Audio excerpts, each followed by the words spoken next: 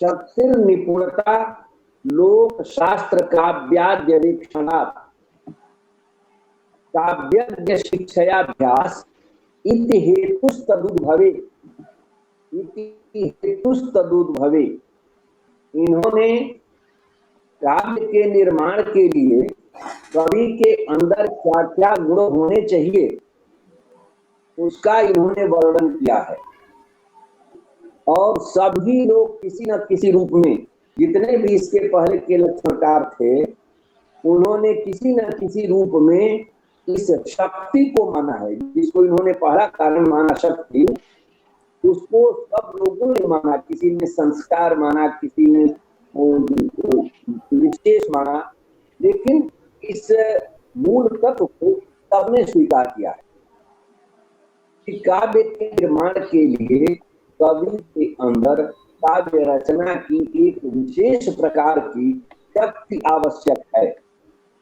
वह शक्ति जिसके अंदर नहीं रहेगी, उसका काव्य जो है वो पढ़ने योग्य नहीं होगा, उपहासनीय हो जाएगा, हास्यास्पद बन जाएगा। शक्ति से अभिप्राय है कि हम लोग भी देखते हैं कि कुछ लोग स्वाभाविक रूप से, आयु चाहे जो हो, शिक्षा चाहे जो हो, लेकिन वो काव्य निर्माण में निपुण होते हैं। वो पढ़ने में बहुत अच्छे नहीं रहेंगे, उनके पास शब्द भंडार बहुत अधिक नहीं होगा, फिर भी वो काव्य का निर्माण कर लेते हैं। ये होती है प्रकृति प्रदत्त शक्ति। अगर वो शक्ति उस व्यक्ति के पास नहीं है, केवल अपनी विद्वता के बल पर, अपने शब्द भंडार के बल पर वह काव्य का निर्माण करना चाहे, तो वह या तो बहुत शिष्ट हो जाएगा या उपहासास्पद हो जाएगा। इसलिए काव्य के निर्माण के लिए सर्वप्रथम उस व्यक्ति में शक्ति का होना आवश्यक है। यह प्रकृति प्रदत्त। ठीक है। दूसरा क्या है? निपुणता। उसे निपुणता होनी चाहिए। इस चीज में निपुणता होनी चाहिए, उसके लिए आगे उन्होंने लिखा है लोक शास्त्र काव्याद्यवीक्षणात्। इसमें कई शब्दों का प्रयोग उन्होंने किया। लोक शास्त्र काव्य और फिर कहा आदि, इनका अवेक्षणात् अध्ययन होना चाहिए, इनका ज्ञान होना चाहिए व्यक्ति को। अब लोक शब्द से क्या अभिप्राय? लोक में जो कथाएं कही गई हैं, बहुत सारे रचनाकार, जैसे पंचतंत्र है और हितोपदेश है, इसमें बहुत कुछ जो होता है वह स्थावर जंगम पशु पक्षियों को आधार बना करके और कहानियों का निर्माण होता है। लोगों को शिक्षा दी जाती है।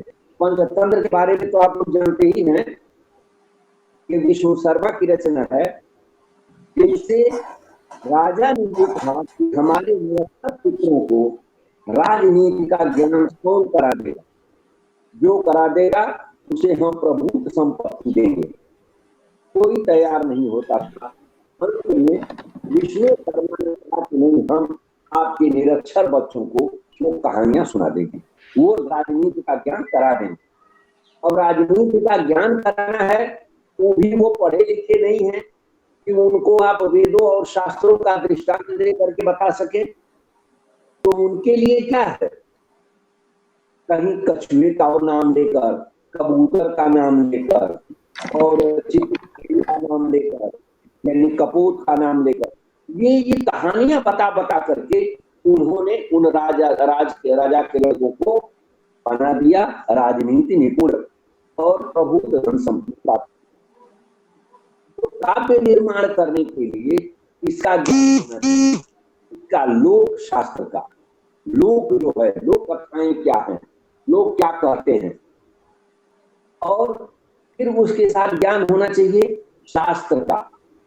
शास्त्र से अभिप्राय हमारा है जो हमारे वैदिक साहित्य हैं, पुराण स्मृतियां, और इन सबों का जो ज्ञान होता है उसके आधार पर हम रचना करते हैं। तुलसीदास ने लिखा अपने रामचरितमानस में ही, नाना पुराण निर्मादम सम्मतम। उन्होंने कहा कि ये हम जो रचना कर रहे हैं वह अनेक प्रकार के पुराणों, निगमों, आगमों के आधार पर कही गई कथाओं से हम इसका निर्माण करते हैं। तो उसके लिए, काव्य निर्माण के लिए शास्त्र का ज्ञान आवश्यक है। आखिर किसी भी काव्य के निर्माण के लिए कुछ उपजीव्यता तो होनी चाहिए। जैसे आज के समय में हम लोग देखते हैं जितने भी नाटक, काव्य, पद लिखे गए हैं, कोई ना कोई उनका आधार है। उसके पहले का किसी ग्रंथ में उसका कुछ पुत्र बीज रूप में कुछ भी तो उपलब्ध हो, जिसको आधारित करके उसका निर्माण किया जाए। जैसे कथा सरित सागर की घटनाओं से लेकर के बाण भट्ट ने कादंबरी की रचना की, या हर्ष के वंश को ही लेकर, उसके राज्य को ही लेकर, हर्ष की नीतियों को, उसकी शिक्षा को, उसके राज्य शासन को लेकर के उन्होंने हर्ष का निर्माण किया। तो कोई ना कोई आधार होना चाहिए। तो काव्य के लिए लोक के बाद के साथ साथ शास्त्र का भी ज्ञान होना चाहिए, और लोक शास्त्र के बाद काव्य शब्द दिखाई देंगे। यही काव्य जिसका क्षय प्रयोजन अभी हम कल बताए थे, उसी काव्य की बात हो रही है, जो लोक शास्त्र से बिल्कुल पृथक है, जो कांता संमित दयोपदेश युजे है, उस काव्य की बात हो रही है। उस काव्य को जब हम देखते हैं, पढ़ते हैं, उनका ज्ञान प्राप्त करते हैं, तो उनसे दो प्रकार की शिक्षाएं मिलती हैं। एक तो हमें कथानक भी मिल जाता है, दूसरा आधुनिक कवियों के द्वारा या इन कवियों की शैली को हम पढ़ते हैं। कुछ लोग होते हैं, कुछ कवि, वो विशिष्ट छंद में रचनाएं किया करते हैं, तो बहुत उद्भट कवि नहीं है, हर छंद में कर लेते हैं। महाकाव्यों की रचनाओं का आधार तो आप जानते ही हैं कि एक सर्ग में एक छंद का प्रयोग होता है, अंतिम छंद बदल जाता है महाकाव्य के लक्षण के अनुसार। तो ऐसे कवि तो हैं, लेकिन बहुत सारे ऐसे कवि हैं जो किसी एक छंद को लेकर के ही रचना किया करते हैं। ये उनको काव्य से इसका ज्ञान प्राप्त हो जाएगा। तो किसी काव्य के निर्माण के लिए पहली चीज तो शक्ति होनी चाहिए, और दूसरी चीज हमें निपुणता होनी चाहिए। न केवल लोक शास्त्र और काव्य को हम देख लिए हैं, पढ़ लिए या सुन लिए, उनके अध्ययन के उपरांत हमारे अंदर इस प्रकार की एक विशिष्ट योग्यता आनी चाहिए जिससे हम किसी काव्य का निर्माण कर सकते। इतना कहने के बाद भी उन्होंने काव्यादि कर दिया। अब एक छड़ा निरीक्षण करना, अध्ययन करना, देखना। लेकिन लोक शास्त्र और काव्य के बाद भी उन्होंने कहा आदि, लोक शास्त्र काव्याद्यपेक्षणा। अब उस आदि शब्द से हम इसका ग्रहण करें।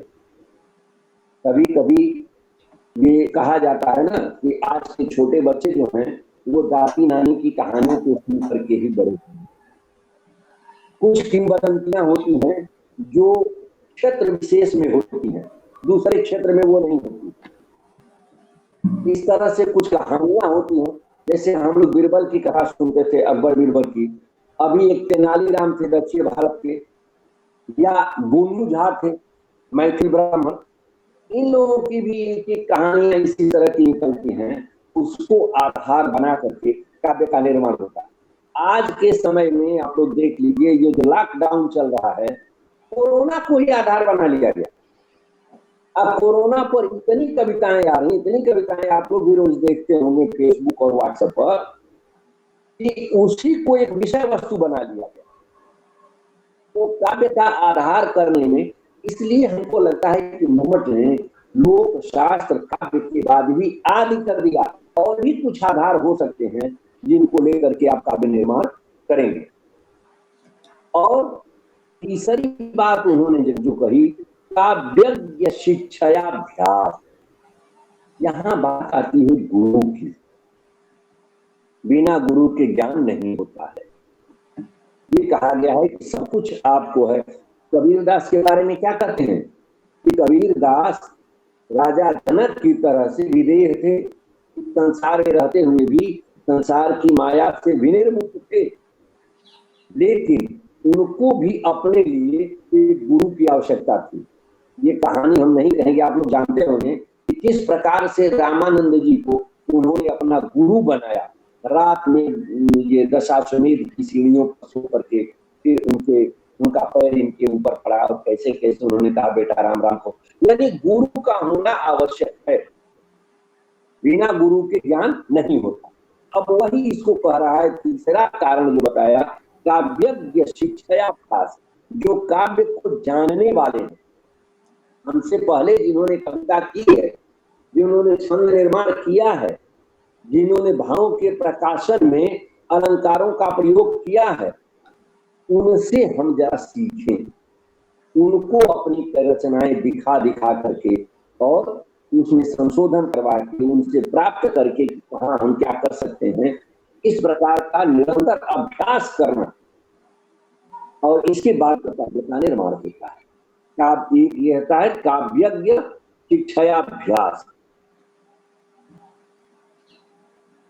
तो अब इसमें ये 3 कारण बताया गया काव्य के लिए, लेकिन अंत में कहा गया कि हेतु तदुर्भवे। आश्चर्य है, कारण 3 गिनाए और क्रिया का प्रयोग करते हैं कीट वचन, हेतु हेतु शब्द नहीं कहा, केवल हेतु शब्द। तो जब 3 है तो हेतु होना चाहिए, लेकिन उनकी मम्मट का प्रयोजन क्या था, कहने का अभिप्राय क्या था, ये तीनों मिलकर के समुदित रूप से काव्य निर्माण में कारक बनते हैं, ये अलग अलग नहीं बन सकते। जैसे एक होता है त्रिणारमणि न्याय, त्रिणारमणि न्याय का अभिप्राय क्या है, त्रिण और अरण, ये विशेष प्रकार की लकड़ी होती है जिसको रगड़ के यज्ञ में अग्नि पैदा की जाती है। और मणि, चंद्रकांत मणियां हैं, सूर्यकांत मणियां हैं, स्वतः अग्नि उद्भूत कर देती। तो फिर वो लकड़ी और मणि, ये तीनों में अग्नि उत्पन्न करने की सामर्थ्य पृथक पृथक है। इसलिए इन तीनों को अगर कहा जाए कि ये 3 कहे जाएंगे, एक नहीं कहे जाएंगे। अग्नि उत्पादक के ये 3 कारण कहे जाएंगे, एक नहीं कहे जाएंगे। लेकिन ये जो अभी हम बताए हैं, शक्ति और निपुणता तथा काव्यज्ञ शिक्षाभ्यास, ये तीनों जो हैं ये समुचित रूप से रहेंगे तभी काव्य का निर्माण होगा, अकेले नहीं हो पाएगा। जैसे शक्ति अकेले नहीं कर सकती, निपुणता अकेले नहीं कर सकती, और काव्यज्ञ शिक्षाभ्यास भी अकेले नहीं कर सकता। ये तीनों में कैसे कहते हैं, दंड चक्राधिवत न्याय, एक दंड चक्र का न्याय होता है। आप जानते होंगे कि जब कोई कुंभकार चक्र पर कोई मिट्टी का पात्र बनाता है तो मिट्टी भी लेता है, चक्र भी लेता है, दंड भी लेता है, और वह उसका उपादान निमित्त कारक भी होता है, और सब मिल करके तब उस पात्र का निर्माण करते हैं। अकेले न चक्र कर सकता है, न मिट्टी कर सकती है, न वो डंडा कर सकता है। इसलिए काव्य के हित में इन तीनों को मम्मट ने दंड चक्र और न्याय से बताया है कि ये तीनों मिलकर के काव्य का निर्माण करेंगे। आज जब मिल गए तो वो एक हो गए, इसलिए उन्होंने हेतु नहीं कहा, हेतुवा नहीं। ठीक है, किसी को कुछ पूछना है?